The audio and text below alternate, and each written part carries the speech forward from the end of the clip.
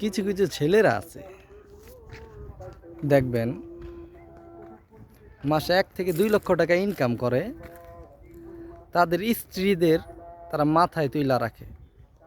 তাদের স্ত্রীদের না খালি, বউদের না খালি, সন্তানদের, তার মা বাবা সবাইকে কেয়ার করে।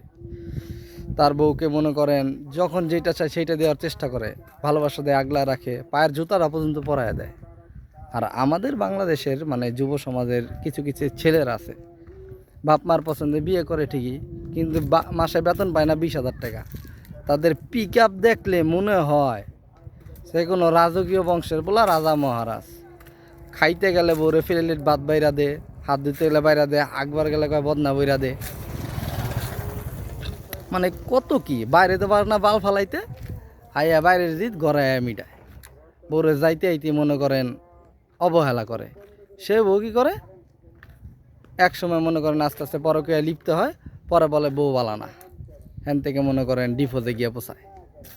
আর ডিভোর্সটা অনেক কার জন্য পোষাইছে, স্বামীর জন্য না বড়। আর আমরা সাধারণ জনগণরা কি বলি, হ্যাঁ, যে বউ বালা না, সন্তান থাকে, সন্তানদের কী হইব। মানে সন্তানের ভবিষ্যৎটা নষ্ট করার মেইন কারণটা কে, তার স্বামী না? হ্যাঁ, স্বামী যদি কেয়ার করতো, তার সম্মান দিত, হ্যাঁ, সম্মান করতো, তাহলে কি আর মেয়েটা এই কাজটা করতো? করতো না। একটাও কথা চিন্তা করে না, একটা বাবা 15 থেকে 20 বছর তার মেয়েকে রাজকুমারীর মতো পালন কইরা, লালন পালন কইরা, ভরণ পোষণ দিয়া পালে আগলায় রাখে। সেই মেয়েটাকে সে আরেক ছেলের হাতে তুইলা দেয়, তা সেই বাবার কতটা খারাপ লাগে। আর ওই ছেলে নাকি দিনের পর দিন ওই মেয়েরে পাইয়া অবহেলা করতে করতে মনে করেন দিনের পর দিন টর্চার করে, অবহেলা করে, মারধর করে, কত কিছু করে।